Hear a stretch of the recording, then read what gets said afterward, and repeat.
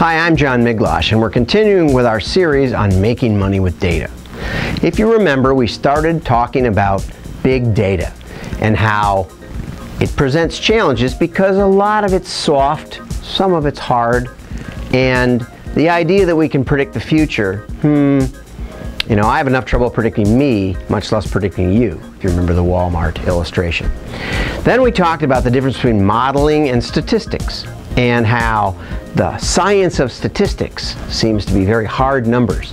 And we were accused of violating every principle of statistics, but in fact, I have it on good authority from PhD statisticians that we had just simply higher standards.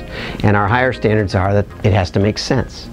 So today we're going to talk about the three kinds of modeling and why, though some of it makes a lot of sense, it can be very dangerous. The number one problem facing business today is the combination of trying to achieve growth and profit. As you focus on your core, as you zoom in and target market, you can increase your profits, but you can also shrink your company.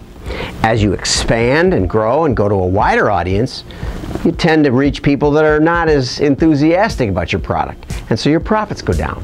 You see how those things are at cross purposes? Okay?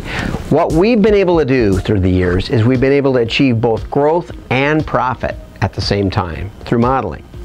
But what you normally hear around the trade show, because people are looking for solutions for this growth and profit dilemma, is three kinds of modeling. The first kind I call the I love you modeling, and the idea is it's usually promoted by companies that have either lots and lots of lists combined, they call it cooperative databases, or compiled databases with phone records, and this is the kind of big data area where they take all kinds of information, throw it together.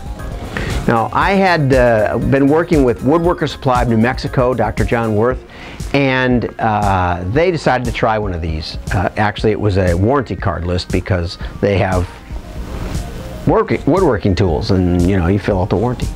And we were told that they'd never seen such high correlation between the people who had said that they had workshops in their basement and the customer file at Woodworker Supply.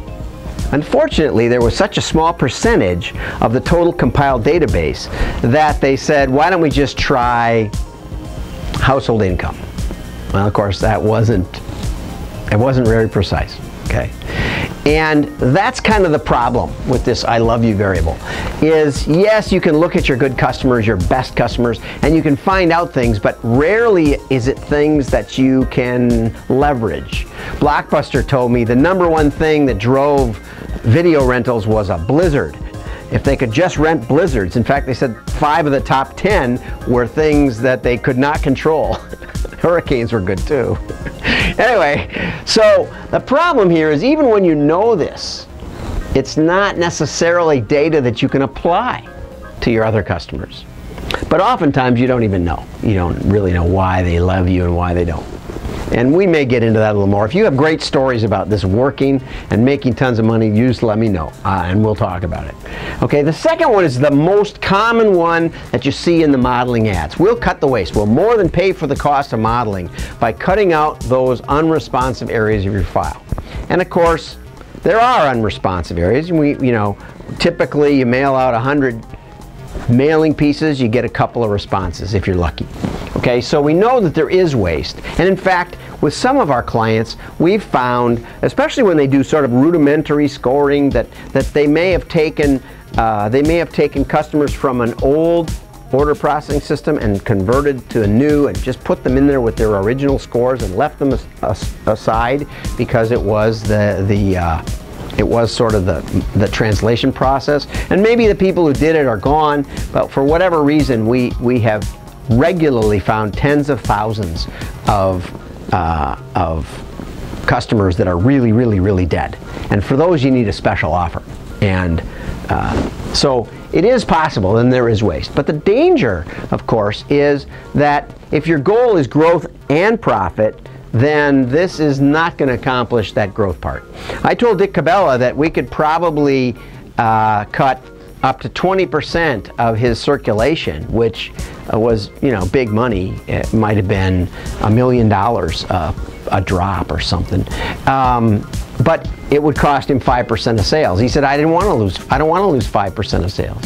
He didn't want to, and I can tell you company after company after company that have slavishly followed a rudimentary RFM type scoring that hid some of the waste and cut and are not with us today. And there's stories in my book. We're going to just go on the high points here. Remember in the stats program, we talked about aiming for something that not only is valid, but also makes sense. What we've done is we've modeled with some of this flavor. We can see the difference between the very best customers and the rest of the customers. And that's helpful. It helped Cabela's create their master catalog, go into a B2B. It helped Baseball Express create a whole B2B division. I think we mentioned that in an earlier talk. So it is possible to see some characteristics that are in your file for those ultra productive segments. But most importantly, it lets us see other anomalies. It lets us find things that maybe shouldn't be working, or surprises. Because it's designed to make sense, we can get surprises. And surprises are the door to new business ideas. And that's why this is such a powerful concept. Because can you really grow by cutting the waste? No, obviously not.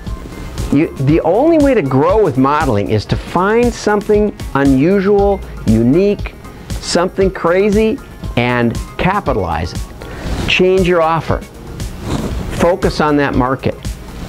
Split your offer. Focus on the old guys separately to the new. Make your customers feel like you're really the kind of company that understands me. And that's the way you get growth and profit. And that's why it's so crucial that you want to not only have it be valid, be predictive, but also make sense. I'm John Miglosh. Have fun with your data.